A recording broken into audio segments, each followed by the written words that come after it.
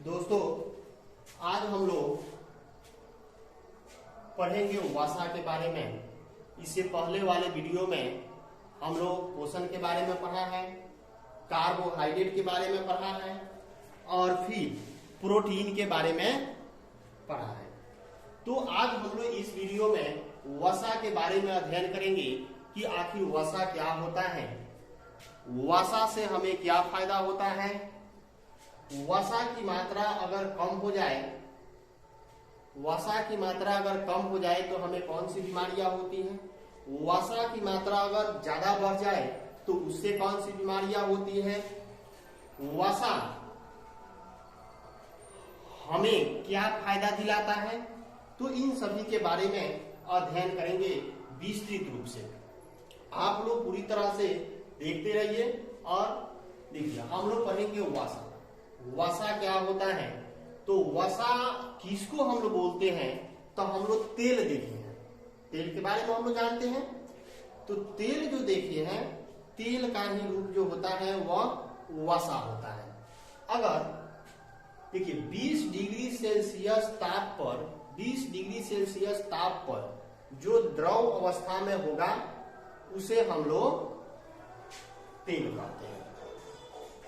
20 degree Celsius ताप पर जो द्रव अवस्था में होगा उसे हम लोग तेल कहते हैं। और वहीं 20 डिग्री सेल्सियस ताप पर अगर वह पदार्थ ठोस अवस्था में अगर है तो उसे हम क्या कहेंगे, वसा कहेंगे। समझ में आया? हम लोग पहले 20 डिग्री सेल्सियस ताप पर अगर द्रव अवस्था में है तो उसे हम तेल कहते हैं, और 20 डिग्री सेल्सियस ताप पर यदि ठोस अवस्था में है तो उसे हम वसा कहेंगे। वसा का आखिर हमारे शरीर में क्या काम है, तो देखिए वसा जो है शरीर को ऊर्जा प्रदान करता है। वसा जो है वो हमारे शरीर में एनर्जी देने का काम करता है, यानी कि हमें ऊर्जा प्रदान होता है, एनर्जी देने का काम करता है। वसा में देखिए हाइड्रोजन, ऑक्सीजन और कार्बन का मिश्रण होता है। वसा में कौन कौन होता है, हाइड्रोजन होता है, ऑक्सीजन होता है और कार्बन का मिश्रण होता है। लेकिन वसा जो होता है, वसा में ऑक्सीजन की जो मात्रा होता है वह कम मात्रा में होता है। ऑक्सीजन कम मात्रा में होता है और बाकी हाइड्रोजन और कार्बन जो है इसकी मात्रा उसमें ज्यादा होता है। फिर हम लोग देखेंगे वसा में ऑक्सीजन कम मात्रा में होता है। 1 ग्राम वसा से 9.3 कैलोरी ऊर्जा की प्राप्ति होती है। 1 ग्राम वसा से 9.3 कैलोरी ऊर्जा की प्राप्ति होती है, जो कार्बोहाइड्रेट से भी अधिक है। 1 ग्राम वसा से 9.3 कैलोरी ऊर्जा की प्राप्ति होती है, जो कार्बोहाइड्रेट से भी अधिक होता है। मनुष्य में 20 से 30% ऊर्जा प्राप्त होता है, यानी कि लेकिन इससे ज्यादा ऊर्जा मिलता है। लेकिन मनुष्य में यानी कि हमारे शरीर में जो टोटल जितने ऊर्जा की आवश्यकता पड़ती है, जैसे कि अगर मान लीजिए कि हमको 100 ग्राम एनर्जी आज मिला, तो 100 ग्राम एनर्जी में से मात्र 20 से 30 ग्राम एनर्जी जो होता है वो वसा से प्राप्त होता है, और बाकी एनर्जी जो होता है कार्बोहाइड्रेट से मिलता है, प्रोटीन से मिलता है, इन सबों से प्राप्त होता है। तो मनुष्य में जो ऊर्जा की प्राप्ति होती है वसा से, वह 20 से 30% होता है। देखिए वसा का संश्लेषण माइटोकॉन्ड्रिया में होता है। माइटोकॉन्ड्रिया आप जानते हैं, माइटोकॉन्ड्रिया क्या होता है, देखिए ये कोशिका होता है। तो कोशिका का ये जो भाग होता है, तो इसी भाग में से एक होता है माइटोकॉन्ड्रिया, जो जब हम लोग कोशिका पढ़ेंगे तो माइटोकॉन्ड्रिया के बारे में विस्तृत हम लोग अध्ययन करेंगे। लेकिन यहाँ हम लोग समझ लेते हैं कि माइटोकॉन्ड्रिया आखिर होता क्या है। तो यह जो कोशिकाएं होता है हमारे शरीर में, तो इन्हीं कोशिकाएं में एक होता है माइटोकॉन्ड्रिया। ठीक, तो उसी माइटोकॉन्ड्रिया में इसका संश्लेषण होता है। ठीक, देखिए वसा ताप को बनाए रखता है, यानी कि वसा जो है यह हमारे शरीर के ताप को, टेम्परेचर को बना करके रखता है।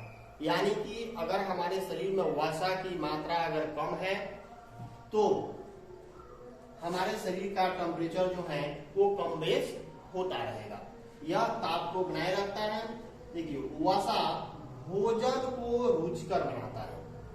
वसा जिसको हम लोग तेल कहते हैं, अगर ज्यादा तेल डालकर हम लोग कोई खाना बनाते हैं, कोई भी भोजन अगर पकाते हैं, अगर उसमें तेल की मात्रा अगर ज्यादा है तो हमें अच्छा स्वाद देता है।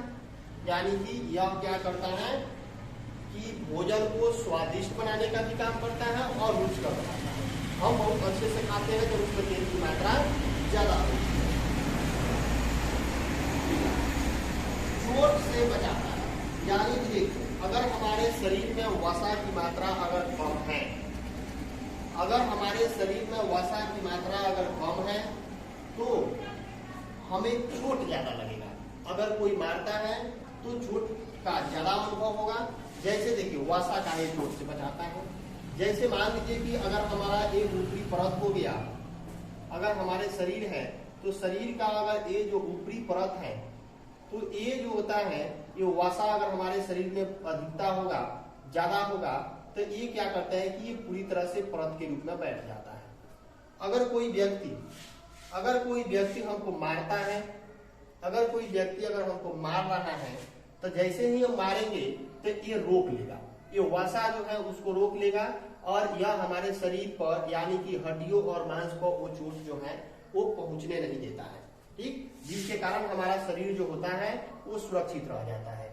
इसीलिए देखिएगा जैसे मोटे आदमी अगर है, अगर कोई मोटा व्यक्ति है और पतला व्यक्ति है, अगर मोटा व्यक्ति को अगर एक फैट देते हैं तो उसे कोई असर नहीं पड़ता है, लेकिन वही अगर दुबला पतला व्यक्ति है उसे मार करके देखिए उसको काफी चोट लग जाता है और चक्कर आएगा, गिर जाएगा। यानी कि वसा जो है हमें चोटों से बचाता है।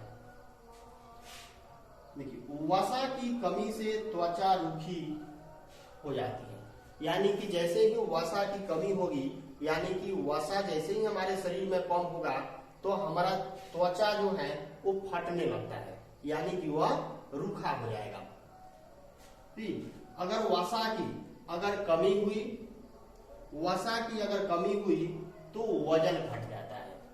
यानी कि जैसे ही वसा हमारे शरीर में अगर कम होगा तो हमारा वजन जो है वो धीरे धीरे घटने लगेगा। इसीलिए जैसे ही हमको मोटापा बढ़ते हैं हम बोलते हैं कि फैट बन गया। ठीक, यानी कि वजन जो होता है वह कम हो जाता है। अगर वसा की हमारे शरीर में कमी होती है तो शरीर का विकास कम होता है, यानी कि जिस रफ्तार में शरीर का विकास होना चाहिए उस रफ्तार में हमारे शरीर का विकास नहीं होता है, उससे कम मात्रा में होता है।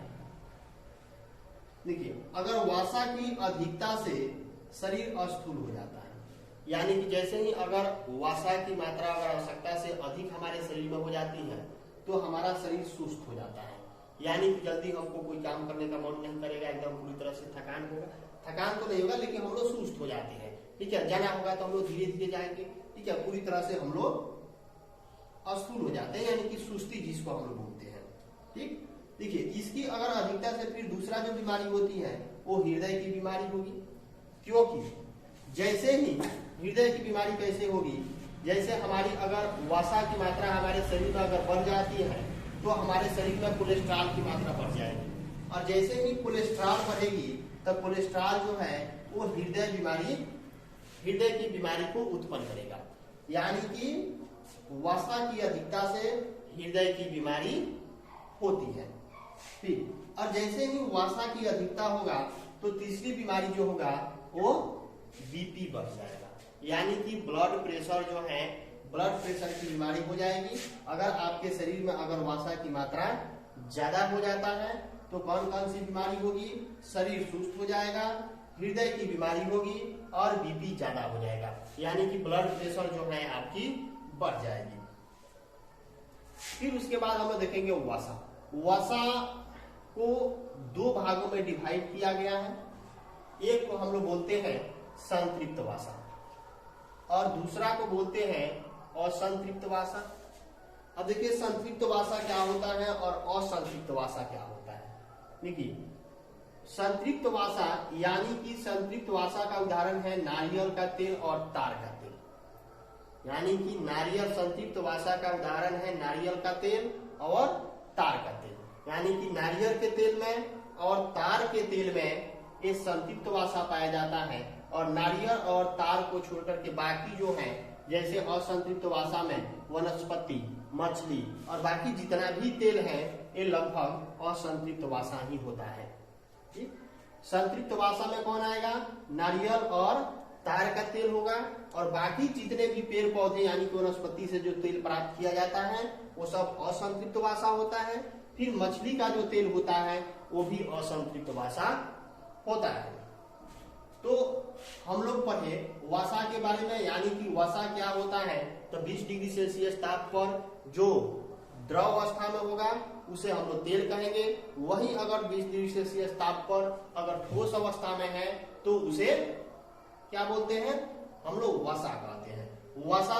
वसा शरीर को क्या करता है? ऊर्जा देने का काम करता है।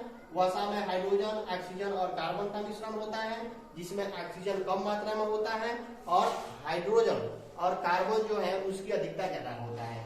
1 ग्राम वसा से 9.3 कैलोरी ऊर्जा की प्राप्ति होती है। मनुष्य में जितने ऊर्जा की प्राप्ति होती है यानी कि मनुष्य में 20 से 30% ऊर्जा की प्राप्ति जो होता है वो वसा से ही होता है। और वसा का संश्लेषण कहाँ होता है, यानी कि वसा कहाँ निर्मित होता है? तो कोशिका के माइटोकॉन्ड्रिया में होता है। और वसा जो है हमारे शरीर के ताप को बनाए रखता है।